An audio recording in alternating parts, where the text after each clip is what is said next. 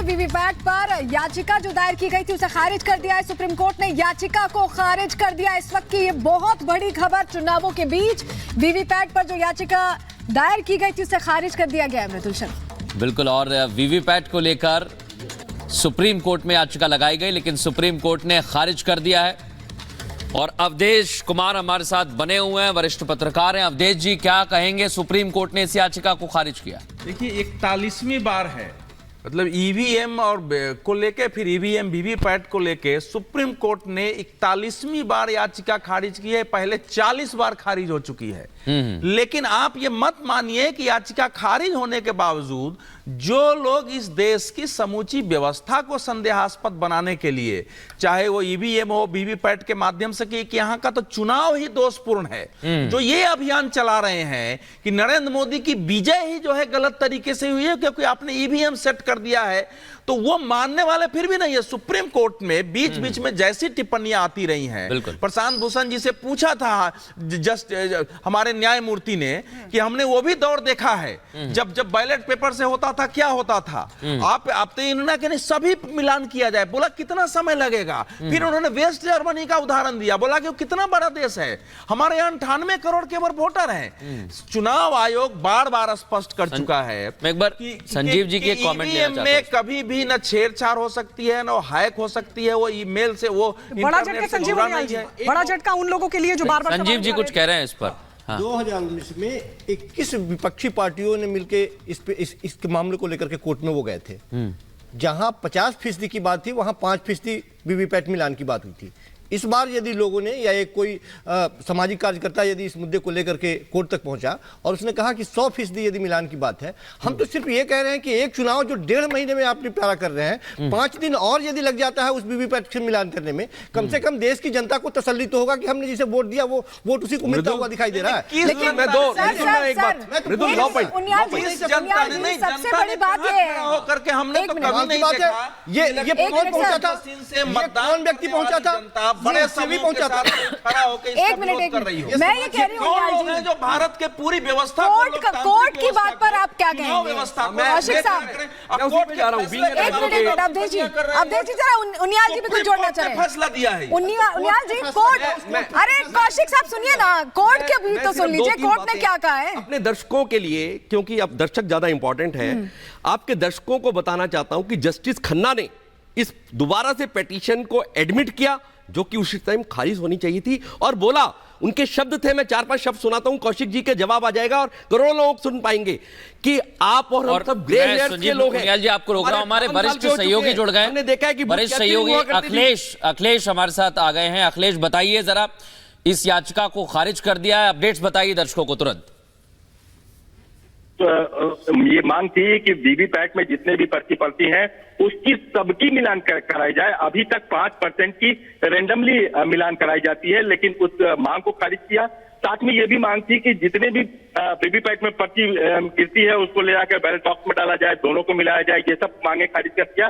साथ में अभी जजमेंट सुनाया जा रहा है। जस्टिस दीपांकर दत्ता अपना जो जजमेंट, बिल्कुल अखिलेश, ये बहुत बड़ी खबर है और इसे खारिज किया गया, लेकिन सुप्रीम कोर्ट की टिप्पणी पर गौर करना चाहिए क्योंकि बार बार सुप्रीम कोर्ट ये आदेश भी दे रहा है, टिप्पणी भी कर रहा है, इस बारे में सोचना चाहिए। लगातार आपको ग्राउंड जीरो से अपडेट देते रहेंगे तमाम खास मेहमान। बड़ी टीम मौजूद है स्टूडियो में ग्राउंड जीरो पर। एक छोटा सा ब्रेक ले रहे हैं, जल्द हाजिर होंगे।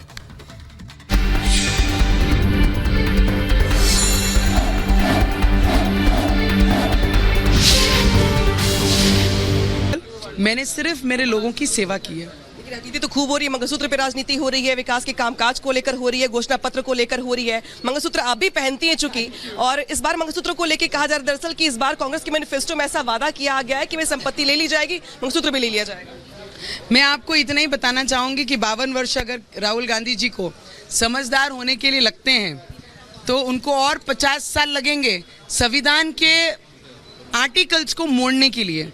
मुझे लगता है कि उनके ही कांग्रेस पक्ष के, मैं नहीं कहती वो समझदार अब हुए हैं, ये कांग्रेस पक्ष के ही लीडर कह रहे हैं कि हमारे राहुल बाबू अभी समझदार हो गए हैं।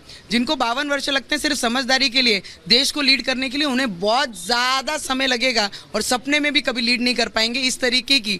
और मंगलसूत्र महिलाओं के सोने पे और महिलाओं की जिंदगी में मेहनत खून पसीने की कमाई को अगर वो कहते हैं कि वो बांट दी जाएगी, दूसरे लोगों को दी जाएगी, तो मैं आपको इतना बता सकती हूँ, हमारे देश के प्राइम मिनिस्टर का नाम मोदी है और मोदी जी कहते हैं इस देश के लोग मेरे हैं और ये देश मेरा परिवार है। इस तरीके से जो ये क्षेत्र में काम कर रहे हैं, तो मुझे लगता है इस देश की महिलाओं को इतना विश्वास है नरेंद्र मोदी जी पे कि मोदी जी हैं तो मुमकिन है। कांग्रेस के प्रत्याशी बलवंत वानखेड़े आपके सामने चुनाव में मैदान में है, प्रत्याशी हैं इस बार की, त्रिकोणीय मुकाबला दिखाई देता है, कितनी चुनौती है आपके सामने?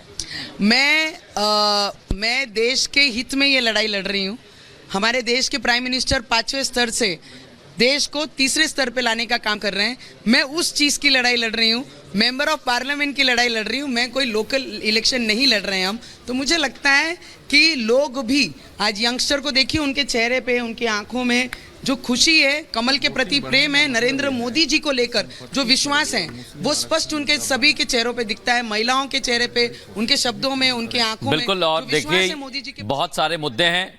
नवनीत राणा से हमारी सहयोगी अनामिका बात कर रही थी और अब आगे बढ़ेंगे। हमारे साथ कुछ खास मेहमान भी मौजूद हैं। जिस तरह के वोटिंग परसेंटेज रहे हैं उसको देखते हुए भी कुछ सवाल हैं। संजीव उनियाल जी, क्या देख रहे हैं आप, किस तरह से अभी तक चुनाव चल रहा है, मतदान चल रहा है?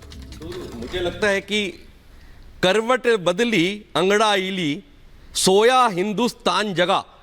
इतने वर्षों से लगातार देखते रहे इलेक्शंस को, ग्रे हेयर्स हो गए, परंतु वोटर्स का इतनी बड़ी तादाद में एमपी इलेक्शन में निकलना और इतने एग्रेसिवली वोकल होना अपने आप में सेल्फ इंट्रोस्पेक्शन का विषय है।